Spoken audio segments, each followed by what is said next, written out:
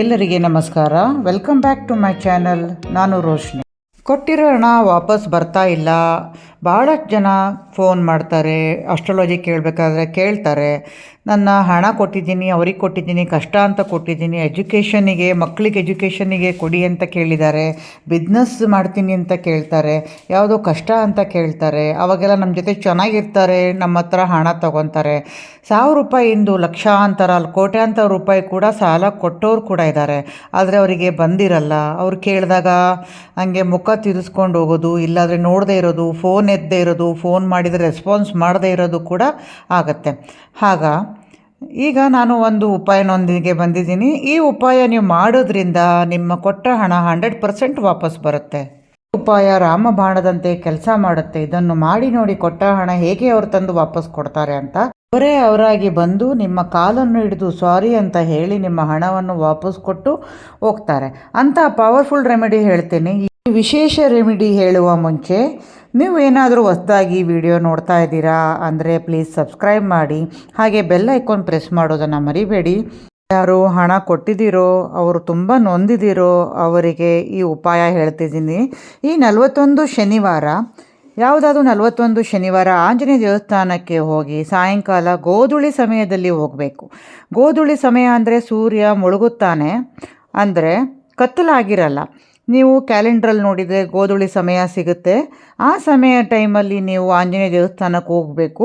ಏನು ಮಾಡಬೇಕು ಅಂತ ಹೇಳಿದರೆ 5 ಸ್ವೀಟ್ ಪಾನನ್ನು ತಗೊಳ್ಳಿ. ಅಂದರೆ ಒಂದೊಂದು ಪಾನಿಗೂ ಒಂದೊಂದು ಬೀಡ, ಒಂದೊಂದು ಸ್ವೀಟ್ ಪಾನಿಗೂ 2 ವಿಳೆದೆಲೆ ಇರುತ್ತೆ. ಅಂದರೆ ನೀವು ಒಂದು ಟೈಮ್ ಮಾಡಬೇಕಾದ್ರೆ 10 ವಿಳೆದೆಲೆ ಬೇಕಾಗುತ್ತೆ. 2 ಪಾನಲ್ಲೂ ಕೂಡ ಒಂದೊಂದು ಸ್ವೀಟ್ ಬೀಡ ಪಾನ್ ರೆಡಿ ಮಾಡಬೇಕು. ಅದು ನೀವು ಬೀಡಾ ಸ್ಟಾಲಲ್ಲೂ ಕೂಡ ಅವೈಲೇಬಲ್ ಇರುತ್ತೆ. ಇಲ್ಲ ಅಂದರೆ ನೀವು ಯೂಟ್ಯೂಬಲ್ಲಿ ಸರ್ಚ್ ಮಾಡಿದರೂ ಕೂಡ ಸ್ವೀಟ್ ಪಾನ್ ಹೇಗೆ ಮಾಡೋದು ಅಂತ ನೋಡ್ಬೋದು.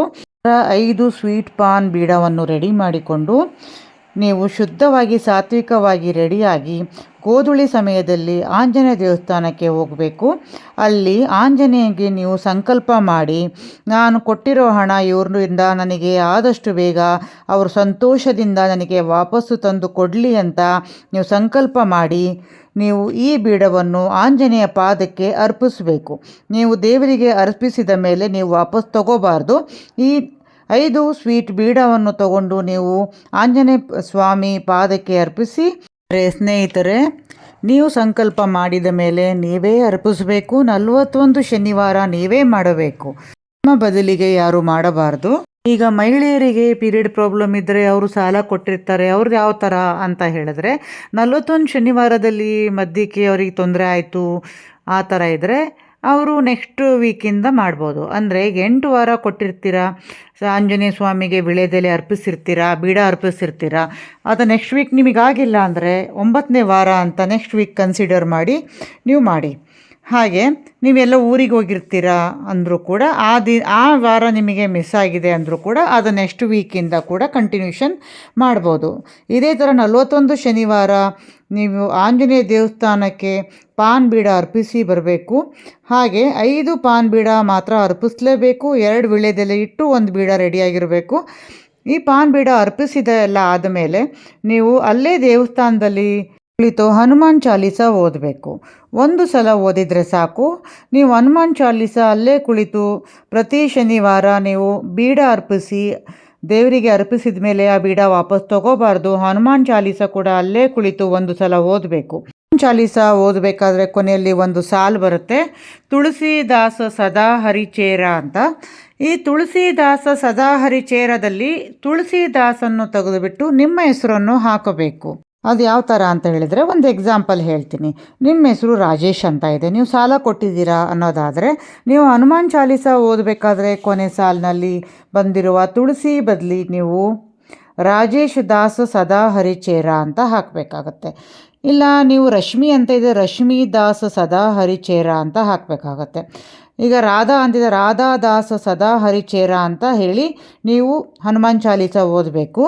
41 ಶನಿವಾರ ಪ್ರತಿ ಶನಿವಾರ ಸಂಜೆ ಗೋಧೂಳಿ ಸಮಯದಲ್ಲಿ 5 ಪಾನ್ ಬೀಡ ಶ್ರದ್ಧೆಯಿಂದ ಭಕ್ತಿಯಿಂದ ಮಾಡಿ ಆಂಜನೇಯಗೆ ಸಂಕಲ್ಪ ಮಾಡಿ ಅರ್ಪಿಸಿ ನೀವು ಕೊಟ್ಟಿರೋ ಹಣ ಅವ್ರು ನನಗೆ ಅವರಾಗೆ ಬಂದು ಸಂತೋಷದಿಂದ ವಾಪಸ್ ಕೊಡಲಿ ಅಂತ ಪ್ರಾರ್ಥನೆ ಮಾಡಿ ಅಲ್ಲೇ ಕುಳಿತು ನೀವು ಹನುಮಾನ್ ಚಾಲೀಸ ಓದಿ, ಒಂದು ಸಲ ಓದಿದರೆ ಸಾಕು, ಓದಿ ನೀವು ವಾಪಸ್ ಬನ್ನಿ. ನೀವು 41 ವಾರ ಶನಿವಾರದ ಒಳಗೆ ನೀವು ಕೊಟ್ಟ ಹಣ ವಾಪಸ್ ಬರುತ್ತೆ. ಅವರಾಗೆ ಅವರು ಬಂದು ನಿಮಗೆ ಹಣವನ್ನು ಮನೆಗೆ ತಂದು ಕೊಡ್ತಾರೆ. ಮಾಡಿ ನೋಡಿ, ತುಂಬ ಪವರ್ಫುಲ್ ರೆಮಿಡಿ, 100% ಸಕ್ಸಸ್ ಆಗುತ್ತೆ. ನಂಬಿಕೆ ವಿಶ್ವಾಸದಿಂದ ನೀವು ಮಾಡಿ. ವಿಡಿಯೋ ನಿಮಗೆ ಇಷ್ಟ ಆಗಿದ್ದಲ್ಲಿ ಲೈಕ್ ಮಾಡಿ, ಸಬ್ಸ್ಕ್ರೈಬ್ ಮಾಡಿ, ಶೇರ್ ಮಾಡಿ, ಕಮೆಂಟ್ಸ್ ಮಾಡೋದನ್ನು ಮರಿಬೇಡಿ. ಹಾಗೆ ಬೆಲ್ ಐಕಾನ್ ಪ್ರೆಸ್ ಮಾಡಿ. Thank you.